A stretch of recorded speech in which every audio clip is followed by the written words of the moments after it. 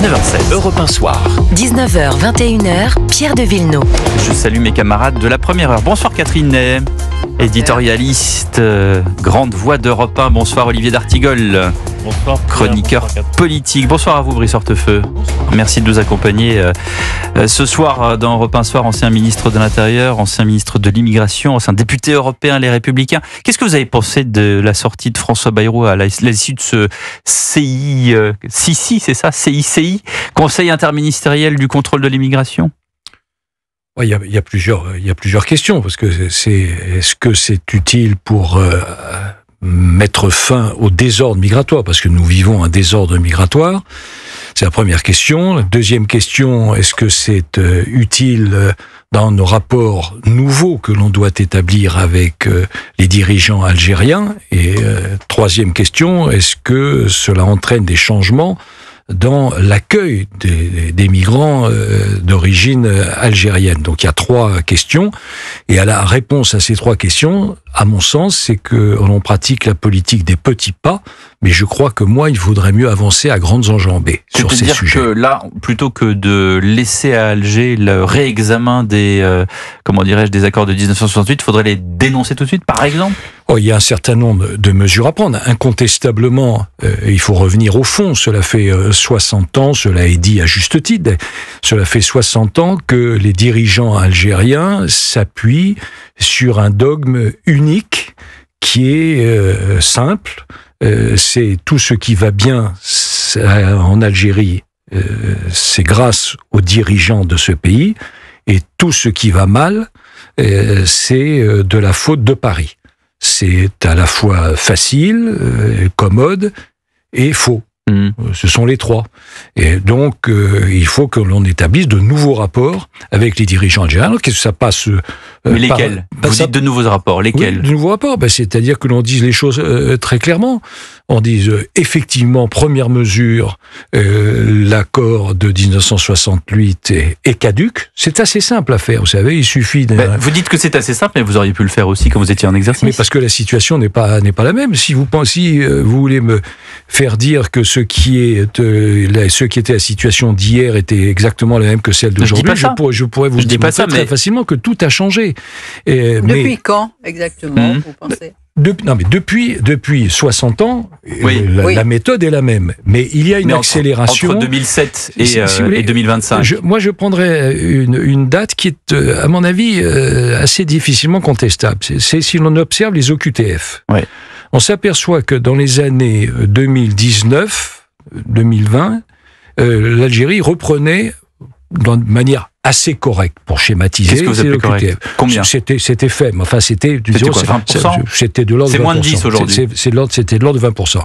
Aujourd'hui, l'Algérie ne le fait plus. Pourquoi? En partie d'ailleurs parce que la France, à juste titre à mes yeux, a reconnu la marocanité du Sahara occidental. Et Gérard Larcher d'ailleurs était rendu sur place. Gérard Larcher est sur place, et d'ailleurs vous avez vu immédiatement les dirigeants algériens ont décidé de suspendre les relations. Donc on peut dater, mais en tout cas il y a ce système. Et finalement les dirigeants algériens vivent sur deux rentes depuis des décennies. Première rente, c'est la rente mémorielle.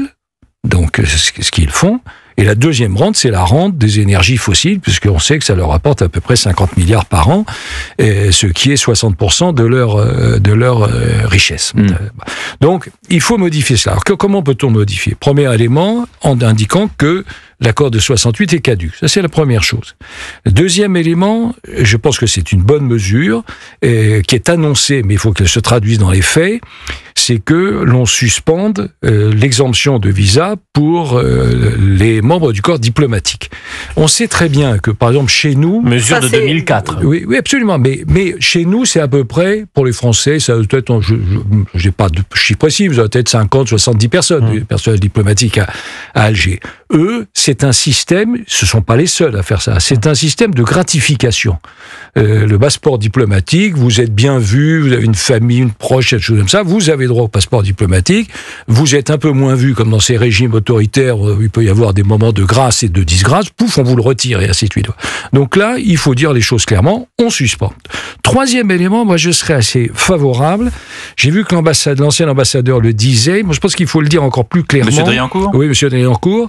Et je pense qu'il faut annoncer publiquement des opérations de contrôle fiscaux à l'égard de certaines personnalités de la nomenclatura détenant des biens dans notre pays. Et il faut l'annoncer publiquement. Il faut que les choses soient très claires, c'est-à-dire en clair, on tape au portefeuille, c'est-à-dire pour un certain nombre de personnes, c'est là où ça fait le plus mal.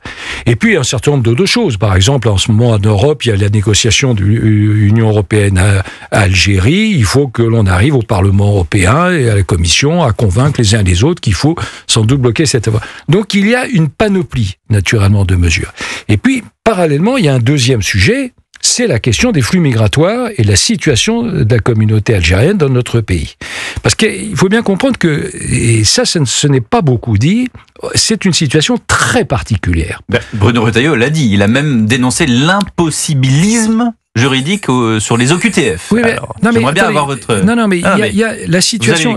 Il y a une situation très particulière dans notre pays. C'est que les Algériens ils sont aujourd'hui, pour parler simple, ils sont en tête des demandes de renouvellement de titre de séjour. Ce sont les Algériens. Ils sont en tête des étrangers en situation irrégulière. Ils sont en tête des nationalités que l'on éloigne. Il n'y a pas beaucoup d'éloignement dans notre pays. Mais enfin, je vous rappelle simplement qu'on en est à peu près cette année à 21 000. Alors, il y a une donnée statistique par rapport à l'année dernière. On dit c'est formidable, ça a augmenté de 26%. Mais en réalité, les statistiques, c'est sur la formule de Pompidou, chacun connaît, c'est le meilleur moyen de mentir. Et donc, c'est 21 000, sauf que c'était le chiffre de 2014. Donc, alors que depuis 2014, ça s'est dégradé. Oui, puis donc, le ministre des Affaires étrangères a parlé de 2020. 2020, oui, c'était le Covid. Donc, il n'y a pas eu beaucoup d'éloignement. Et dernier élément qui est, à mon avis, le plus important de tous, c'est qu'aujourd'hui, sur l'immigration algérienne, elle est majoritairement familiale. C'est-à-dire que c'est 55% aujourd'hui de l'immigration qui est pour motif familial. Et c'est une grande particularité de cette immigration, puisque d'abord ça veut dire que c'est pas l'immigration professionnelle, c'est-à-dire que c'est une immigration qui coûte et qui ne contribue pas et qui ne rapporte pas, et surtout, ce n'est pas du tout à l'image de la moyenne de l'immigration qui est aujourd'hui majoritairement, ou en tout cas en premier rang, ce sont des motifs d'études, étudiants. Et là, l'Algérie se trouve dans une situation aussi particulière. Donc vous voyez, il y a 4 situations particulières pour l'immigration algérienne. Donc oui, il faut bousculer ça. Je crois que, au titre du regroupement familial, chaque année, il y a 32 000 Algériens qui viennent légalement en France, au nom du regroupement familial. Absolument. Et ça, c'est Didier Lesky. Oui, c'est ça, ce sont les chiffres de Didier Lesky. Mais, si vous voulez, je crois que, alors, si on élargit, il faut, c'est pour ça que je dis, petit pas, oui, c'est une bonne chose, mais il faut qu'on avance à grandes enjambées parce qu'on s'aperçoit... Mais on peut aller plus vite. Parce que vous étiez vraiment, j'allais dire, dans le pipe, pour utiliser un anglicisme, vous étiez vraiment dans le cœur du réacteur. Donc vous avez vu si c'était possible, pas possible. On voit François Bayrou qui hésite, qui dit « je veux pas... aller trop vite, il n'est pas question de fâcher les Algériens. 4 à 6 semaines. Comment ? 4 à 6 semaines. Oui, mais c'est la situation. Parce qu'il faut bien quand même avoir. Ça a l'air très délicat en fait. Mais c'est surtout très délicat, mais ça devient urgent. Je vous dis pourquoi ça devient urgent. Et moi, quand j'ai quitté mes fonctions au ministère de l'Intérieur, je ne vais pas vous inonder de chiffres, mais je vous donner 3-4 références qui permettent de bien comprendre l'évolution. Quand j'ai quitté mes fonctions au ministère de l'Intérieur, on délivrait 192 000 titres de séjour, ce qui était déjà beaucoup. Nous en sommes à 336 000 aujourd'hui. Ouais. Quand j'ai quitté mes fonctions, nous avions maintenu le nombre de demandeurs d'asile à 55 000. Nous sommes aujourd'hui, il y a une dérive totale, si l'on fait le total de tous les demandeurs d'asile, les 130 000 premières demandes, les réexamens, les procédures du Dublin, on est à 187 000. 55 000, 187 000. On était sans doute à 400 000 clandestins. On est aujourd'hui de 600 000 à 900 000, certains disent même 1 million, mais disons, prenons cette 600 000 à 1 million. Bon. Et si l'on prend le nombre d'étrangers, puisque jamais il n'y a eu autant d'étrangers dans notre pays, sur notre territoire. On est en gros autour de 10% de la population, et on était à l'époque à 7%.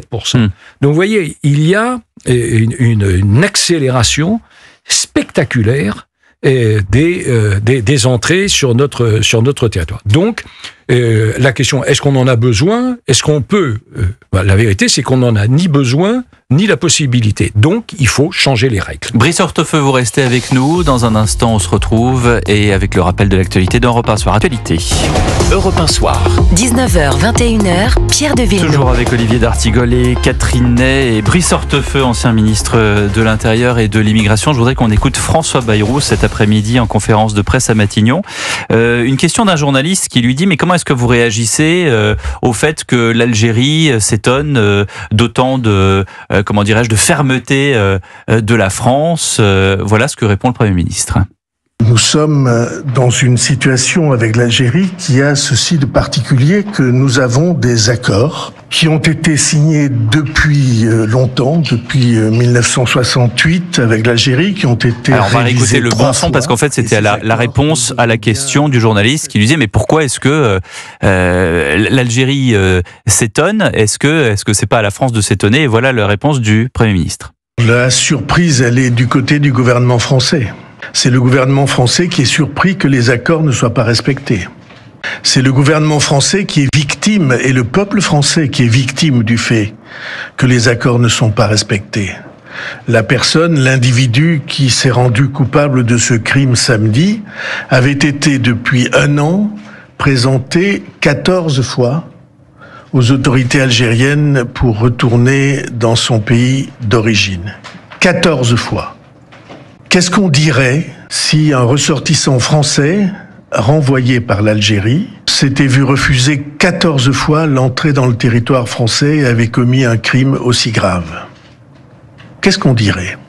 Des signaux ont été envoyés destinés à convaincre les autorités algériennes que l'émotion de la France et le sentiment de trahison des accords est très grand, et que notre attitude ne sera pas une attitude d'abstention devant la dérive que nous constatons tous les jours. Vous voyez, Brice Hortefeux, c'est très important ce que dit le Premier ministre. Il dit, attendez, c'est la France quand même qui est étonnée dans cette affaire. Et les Français, on l'a dit tout à l'heure, 84% des Français estiment que la France doit suspendre totalement les visas des Algériens afin que l'Algérie accepte de reprendre les ressortissants sous OQTF. Bruno Retailleau dit, il y a une impossibilité juridique des OQTF. Tout à l'heure, vous m'avez dit, quand j'étais en fonction, il y avait 20% de retour des OQTF. Aujourd'hui, on est à moins de 10. Les gens comprennent pas. Les gens comprennent pas les gens comprennent pas quand il y a cette situation-là d'impuissance. Comment est-ce que vous pourriez expliquer en quelques mots pourquoi est-ce qu'il n'y a pas, pardonnez-moi cette question candide, pourquoi est-ce qu'il n'y a pas 100% de retour des OQTF? Oui, ça serait naturellement l'idéal. D'abord, il y a des différences selon les pays, même si les contours juridiques sont pas exactement les mêmes. Enfin, vous avez raison, les OQTF, le taux d'exécution pour notre pays, c'est de l'ordre de 6-7%, en tout cas c'est de moins de 10%. La moyenne européenne, c'est de l'ordre de 20%. Et en Allemagne, je le dis avec prudemment parce qu'il y a quelques nuances. Mais enfin, l'Allemagne, c'est 40%. Donc, si on prend les chiffres, vous voyez bien qu'il y a une différence. Comment ils font? Premier élément. Deuxième élément. Et quand l'application d'une OQTF, c'est pas un claquement de doigts, c'est pas voilà, monsieur, vous êtes sous le coup d'une OQTF et vous partez demain. Non, c'est pas comme ça. D'abord, on est heureusement dans un état de droit, donc il y a un certain nombre de procédures, des choses comme ça. Mais à la suite de cela, il faut bien comprendre que pour que l'OQTF soit appliqué, il faut qu'il y ait ce que l'on appelle les laissez-passer consulaires. Et les laissez-passer consulaires, c'est pas la France qui décide, c'est le pays d'origine qui doit accepter. Et c'est les laissez-passer consulaires, par exemple, ils sont délivrés pour l'Algérie, ils sont délivrés par les consulats. Il y a 20 consulats sur notre territoire à l'Algérie. Trois de plus. Trois de plus. On se demande pourquoi. Et d'ailleurs, ça pourrait aussi être une des mesures de supprimer. Ouais. C'est une idée de Pierre Lelouch, qui n'est pas une mauvaise idée, de dire, écoutez, symboliquement, on peut supprimer il prend l'exemple d'ailleurs du consulat de Strasbourg, soit ils délivrent des laissez-passer consulaires et ils font ce pourquoi ils sont là, et s'ils le font pas, après tout, pourquoi ne pas les fermer. Donc il faut ensuite que le pays d'origine l'accepte. Et si le pays d'origine ne l'accepte pas, on se trouve dans cette situation absurde qui s'est déroulée avec l'auteur de l'attentat terroriste de Mulhouse, qui fait des allers-retours. Mais moi je comprends très bien votre sentiment. Il y a cette image terrible que l'on a observée les uns et les autres. C'est il y a quelques jours, quand d'un côté Trump négociait avec la Colombie et envoyait 26 000 personnes, et que nous, Bruno Retailleau, avec son énergie, sa détermination, renvoyait une personne qui faisait l'aller-retour dans la journée. On n'arrivait pas à l'expulser. Je pense que c'est terrible, à juste titre, pour l'opinion publique. Donc c'est pour ça. Et, par exemple avec Algérie, mais la question se pose. Mais ça changera pas. Le fait qu'il y ait un visa consulaire, jamais ça changera. Non, ça, ce sont des règles internationales. Mais ce qui peut changer, c'est précisément les rapports avec les pays d'origine. Et quand, avec l'Algérie, s'il y a un certain nombre de mesures qui sont prises comme celles que je viens d'évoquer, auxquelles il faut rajouter la suspension de l'aide publique au développement, c'est pas des sommes monstrueuses, mais enfin c'est quand même 842 millions sur 5 ans, ce qui est quand même pas rien. Et si on additionne toutes ces mesures, on peut établir de nouvelles bases de discussion. Et par exemple, j'imagine que c'est l'idée du Premier ministre de dire, écoutez, voilà, vous faites un effort sur ces sujets, sur les OQTF, sur des situations qui sont symboliques comme Boualem Sansal, par exemple, et puis nous, on peut réexaminer ces accords. Mais vous savez, il y a un peu de fantasme, je vous le dis aussi, il faut que les auditeurs le comprennent, il y a un peu de fantasme sur ces notions d'accord de 1968. Il faut savoir qu'on présente ça comme si c'était quelque chose d'absolument unique, incroyable, non. Et vous savez combien il y a d'accords de cette nature ? Il y en a 197 dans le monde. La France a signé 197 accords qui sont pour les 3/4 des accords bilatéraux d'ailleurs, de cette nature, qui sont des accords dérogatoires. Mais je pense que là, aujourd'hui, dans la situation que nous connaissons, compte tenu des rapports qui existent avec les dirigeants algériens, il faut à un moment donné donner un coup de pied dans la table. Olivier. Il faut bouger la table. Il y a aujourd'hui très certainement encore la cohabitation de deux lignes politiques au sein de l'exécutif, une ligne de fermeté portée par le ministre de l'Intérieur et une ligne priorisant la diplomatie portée par le ministre des Affaires étrangères. D'une certaine manière, le Premier ministre n'a pas tranché aujourd'hui. Il a donné un délai très court de 4 à 6 semaines pour obtenir des premiers résultats, pour après peut-être engager la fermeté. Si nous restons dans cet entre-deux, et si la séquence de fermeté n'obtient pas de résultat, la crise diplomatique sera très importante. Jusqu'à quand le ministre de l'Intérieur, qui porte la ligne de fermeté, pourra-t-il rester membre de l'exécutif s'il n'y a pas de résultat ? En tout cas, ce dont je suis sûr, c'est que Bruno Retailleau applique parfaitement, je me demande même si je ne l'avais pas dit d'ailleurs ici, applique parfaitement le précepte de Clémenceau, qui est un autre Vendéen, qui avait dit à peu près ces mots-là, vous connaissez les mots, il faut savoir ce que l'on veut, quand on le sait, il faut avoir le courage de le dire, et quand on l'a dit, il faut avoir le courage de le faire. Et Bruno Retailleau, incontestablement, c'est ce qu'il veut, incontestablement. Ensuite, il a incontestablement aussi le courage de le dire très clairement, et après, il faut naturellement qu'il puisse le faire. Et j'imagine que il sait lui-même les limites s'il n'arrive pas à faire. Mais moi, c'est ce que dit Olivier, c'est-à-dire qu'il a un ministre des Affaires étrangères que nous avons interviewé dimanche au grand rendez-vous Europe 1 CNews, qui dit pas tout à fait le contraire, mais qui tempère quand même beaucoup de ce que voudrait Monsieur Retailleau. Et puis, comme l'a dit Olivier, à la fin, il y a un Premier ministre qui prend des décisions. Oui, mais c'est ça. Moi, que le ministre des Affaires étrangères, que je connais bien, parce qu'il a été un de mes colistiers aux élections européennes, un jeune colistier, il animait, il inaugurait les meetings, choses comme ça.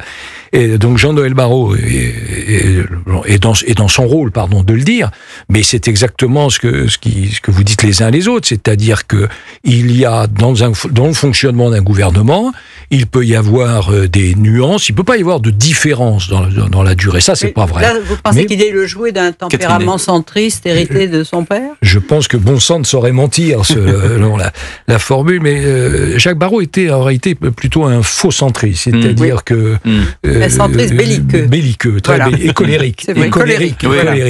Et donc, mais la situation, bon, le ministre des Affaires étrangères avance son argument, la diplomatie a toujours des arguments, et le ministre de l'Intérieur affiche clairement son ambition, et il appartiendra au Premier ministre de trancher. Effectivement, ce qu'on demande au Premier ministre de trancher, ce qui n'est pas forcément ce qui est le plus facile. Mais il faut trancher. Mais est-ce que vous avez l'impression qu'il tranche, là, ce soir ? Ah non, ce soir, il n'a pas tranché. Ce soir, il a avancé par petits pas. Mais si vous voulez, si je peux aller juste un tout petit peu plus loin.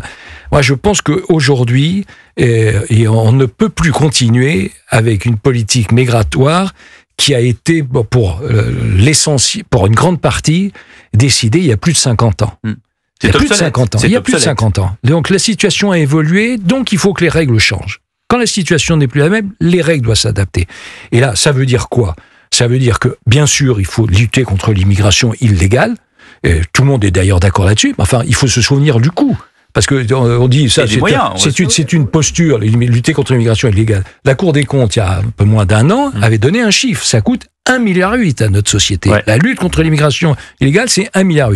Il faut restreindre l'immigration légale. Il ne faut pas raconter n'importe quoi. On ne peut pas dire d'un coup de main, c'est fini, on délivre plus de titres de séjour. Parce qu'il y a des règles comme ça. Mais on peut, en réalité, techniquement, diminuer de 50% la délivrance des titres de séjour. On peut diminuer de 50%. Si l'ambassadeur Driancourt, si on le souhaite. On peut diminuer de 50%. Ensuite, il faut encadrer le droit d'asile. Et alors, les Allemands, on commence dans leur programme, vont le faire. Les Danois le font. Il faut bien savoir qu'aujourd'hui, d'abord, je vous ai donné les chiffres sur demandeurs d'asile, mais aujourd'hui, vous avez 1/3 des demandeurs d'asile qui obtiennent le statut de réfugié. Ça signifie quoi ? Ça signifie que les 2/3, 65% exactement, les 2/3 sont déboutés. Et que se passe-t-il pour ces déboutés ? Eh bien, ils repartent pas. Ils sont déboutés, mais ils restent. Donc, on ne peut pas continuer comme ça.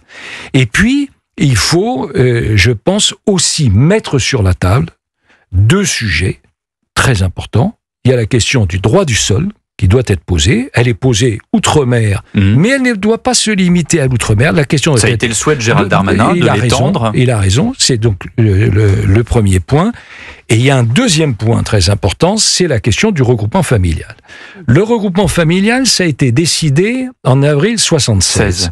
Ça fait 50 ans. Décret signé par Jacques Chirac et notre ministre Durafour. Oui, à la demande de Giscard. Et Catherine Ney s'en souvient certainement, c'est que Valéry Giscard d'Estaing et Jacques Chirac se renvoyaient la balle a posteriori sur la responsabilité de cette initiative. Bon. Mais il y a cette réalité, ça fait 50 ans, et ça a été un changement majeur. Pourquoi c'était un changement majeur ? Parce qu'on est passé d'une immigration de travail à une immigration de peuplement. Donc c'est un changement de nature.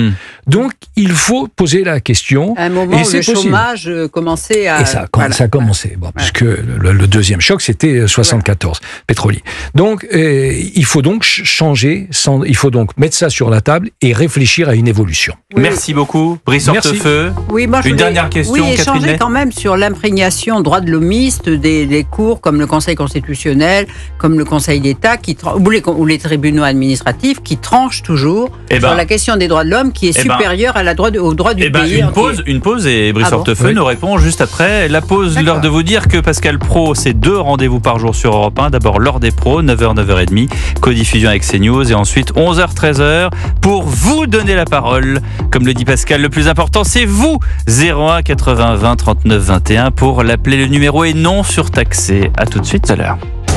Europe 1 Soir. 19h, 21h, Pierre de Villeneuve. Jusqu'à 20h avec l'ancien ministre de l'Intérieur et de l'Immigration, Brice Hortefeux. Et Catherine Ney, vous posez une question qu'elle va reposer pour nos auditeurs pour remettre dans le contexte. Oui, c'est dans tous les nœuds pour empêcher de résoudre ce problème très compliqué, il y a aussi l'inspiration droit de l'homiste du Conseil d'État, de la Cour, du Conseil constitutionnel, des tribunaux administratifs. Regardez, quand un berger faisait passer des immigrés à la frontière italienne, le Conseil constitutionnel avait dit que, de toute façon, qu'il fallait traiter l'immigration avec humanité. Bon, à partir du moment où le Conseil constitutionnel vous dit de traiter avec humanité, ça veut dire, eh bien, là aussi, c'est pareil pour les OQTF, s'il faut être humain, on ne les renvoie pas.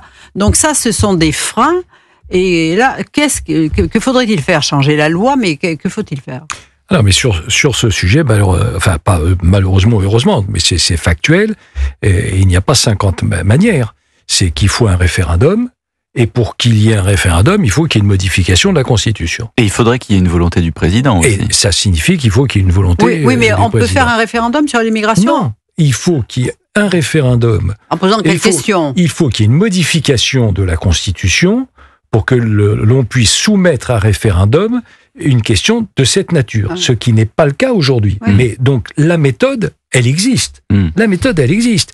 Après, c'est une question de volonté politique. Et c'est là que ça bloque. Et pour l'instant, il n'y a pas de signaux qui soient adressés par le président de la République sur ce sujet. Il a indiqué qu'il était favorable à la procédure référendaire, mais il n'a pas précisé que ça serait sur ce sujet. Mais quand on dit il n'est pas possible de soumettre la question migratoire, le défi migratoire à la consultation des Français, c'est inexact. Mais il faut pour cela passer par une modification de la Constitution. Enfin, la Constitution, il faut naturellement y toucher toujours avec la main qui tremble, ça va de soi. Enfin, ça s'est fait. Je crois que c'est... je ne veux pas dire bêtise, il me semble que c'est 21 fois, je crois. Oui, je ne suis plus tout à fait sûr du chiffre. Mais je crois que c'est même plus que ça, 23 fois. Oui. Peut-être 20, peut-être. En tout cas, c'est largement une vingtaine. Donc ça s'est produit. Donc c'est tout à fait techniquement faisable. Mais il faut une volonté politique. Olivier D'Artigol. Avec d'ailleurs Bruno Retailleau, avec les Républicains, avec ma famille politique, nous y sommes ardemment favorables. Olivier. Vous avez été aux affaires dans ces registres-là, dans ces domaines de compétences, avec une situation certes qui n'était pas à l'identique de ce que nous vivons aujourd'hui. Est-ce que vous avez cependant des regrets? Est-ce que vous vous dites, après coup, sur tel sujet ou sur telle décision, on aurait dû aller plus loin? Oui, j'en ai plusieurs. J'ai un regret, à vrai dire, je l'ai répété à tous mes successeurs. Et maintenant, compte tenu du nombre d'années, ça commence à faire un certain nombre. Est-ce que vous l'avez déjà dit publiquement ou est-ce que vous le dites pour la première fois ce soir? Je pense que non, je l'ai pas dit publiquement, mais on vous écoute avec des grandes oreilles sur Europe 1. Je l'ai dit avec Manuel Valls, qui m'expliquait qu'on était tout à fait d'accord, mais ça n'était absolument pas le cas. Mais je l'ai dit à Bernard Cazeneuve, je l'ai dit et encore, enfin jusqu'à Bruno Retailleau d'ailleurs, et même Christophe Castaner, enfin tous ceux qui ont eu. Moi, je pense qu'il y a un sujet qu'il faut vraiment réformer parce que ça touche à l'équilibre et à l'avenir de notre société. Ce sont les conditions d'accès à la nationalité. Je pense que c'est un élément essentiel et qu'il faut revoir cela. On avait diminué et on avait bougé là-dessus aussi, donc parce qu'on était dans les années 2011, 2012, on était, je crois de mémoire, autour de 92 000 d'accès à la nationalité. Aujourd'hui, on est nettement au-dessus.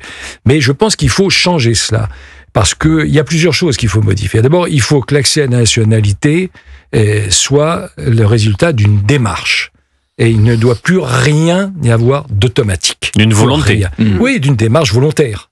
Et ça ne doit pas être quelque chose qui tombe comme ça. Donc, il y a eu des... Automatique, donc il y a eu des tentatives sous Charles Pasqua. Automatique, ça veut dire plus de droit du sol, par exemple. C'est-à-dire qu'il faut... Mais c'est pour ça que moi je suis pour que l'on pose la question du droit du sol. En faire la demande à sa majorité, pour être bien sûr. Non, mais juste cette parenthèse sur le droit du sol. Vous savez, le droit du sol... Mais il faut être sur ce sujet, il faut être naturellement avoir un petit peu, et je parle sous le couvert d'un ancien professeur d'histoire, mais le droit du sol, c'est le XVIe siècle. C'est le XVIe siècle, mais ça a beaucoup évolué parce que les raisons pour lesquelles les chefs d'État français étaient pour le droit du sol, c'était pour des tas de raisons. Enfin, Napoléon pensait que c'était une bonne manière d'agréger des populations qu'il avait occupées, enfin des choses comme ça. Bon, donc c'est pas forcément une idée généreuse, c'était parfois une idée bien intéressée. Est-ce qu'il faut s'inspirer par exemple d'un pays comme la Suisse, où il faut travailler pendant 10 ans, et au bout de 10 ans commence un processus de demande de nationalité, et là il faut savoir l'histoire des cantons, l'histoire de la Suisse, comment l'État fédéral s'est constitué, savoir les spécificités de tel ou tel... Est-ce qu'il faut aller jusque-là? Je parle de la Suisse, pourquoi? Parce que c'est un des pays, j'allais dire, les plus où le barrage est le plus grand pour accéder à la nationalité. Vous avez aussi aujourd'hui le Danemark, puisque vous avez ces conditions-là au Danemark, mais il faut... En réalité, on peut très bien jouer sur les conditions de durée, d'ancienneté de présence sur le territoire. On peut très bien jouer sur les questions de niveau de ressources. Bien sûr, la connaissance linguistique.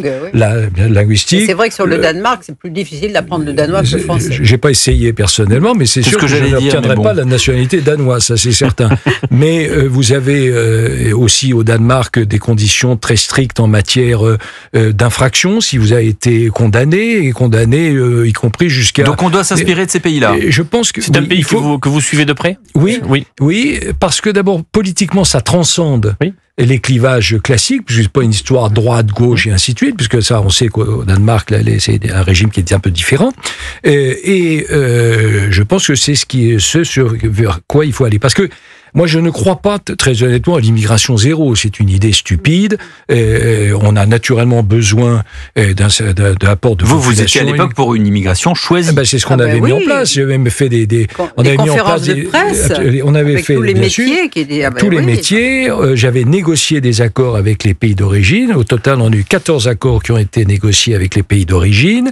J'avais d'ailleurs réuni à l'époque les ambassadeurs de tous les pays qui sont ce qu'on appelle les pays sourds d'immigration pour leur dire voilà la nouvelle politique d'immigration. Puis tout ça a été un peu battu en brèche. Quand François Hollande... Ça secouait fort. Oui, ça, bien sûr, ça a secoué d'ailleurs. Quand Bruno Retailleau a été lui-même un peu bousculé quand il a parlé l'état du droit, l'état de droit et ainsi de suite, je lui avais envoyé un petit SMS et il m'a dit, il m'a répondu d'ailleurs très gentiment qu'il se souvenait que moi aussi, à une époque, ça avait soufflé un peu dans les branches. Mais enfin, en tout cas, on ne peut pas, ma conviction, c'est qu'on ne peut pas rester dans la situation actuelle.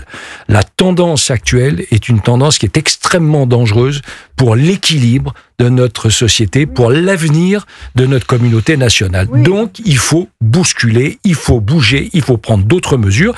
Et je pense que parmi ces mesures, il y a les conditions d'accès à la nationalité. Mais le grand rendez-vous... Pardon, Catherine.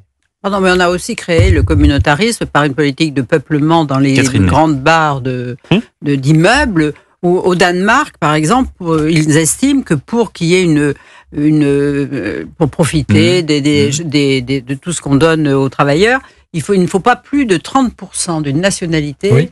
Voilà. Absolument. Et que ça n'est qu'à partir du moment où on dépasse ce chiffre, que les choses, qu'il y a des dérives islamiques et tout ça. Donc, au contraire, en France, on a regroupé tout le monde dans les mêmes endroits qui a fait fuir les Français d'origine. C'était essentiellement la population immigrée était jusqu'à il y a une dizaine d'années présente dans 3 régions, les anciennes régions, c'est-à-dire la région parisienne, le Nord-Pas-de-Calais et la région Rhône-Alpes. Voilà. Et en tout cas, on peut rendre hommage par exemple à Jean-François Copé qui lui a fait de la ville de Meaux. Ça a été mon premier reportage politique. Moi, je me souviens où il y avait les grandes barres d'un côté et le village de Meaux de l'autre. Et puis, il a fait tomber les barres. Effectivement, c'est ce que vous disiez. C'est là qu'on commence à mélanger les populations que ça se passe peut-être mieux. Merci beaucoup, Brice Hortefeux, d'avoir accordé autant de temps à Europe 1 Soir. Mais on en sait beaucoup plus. Et sur l'accès à la nationalité, il faut relire le livre du préfet Michel Auboin qui explique très très bien comment là où il y a des trous dans la raquette quand les gens arrivent et on leur demande pratiquement rien, et il y a aussi des tas d'associations qui aident pour qu'on rentre plus facilement en France. C'est peut-être pas forcément la meilleure des solutions. On parlera économie, dette et dépenses publiques avec Agnès Verdier-Molinier, Face au mur, c'est son dernier livre à l'Observatoire. Ce sera juste après le journal de 20h. Restez avec nous.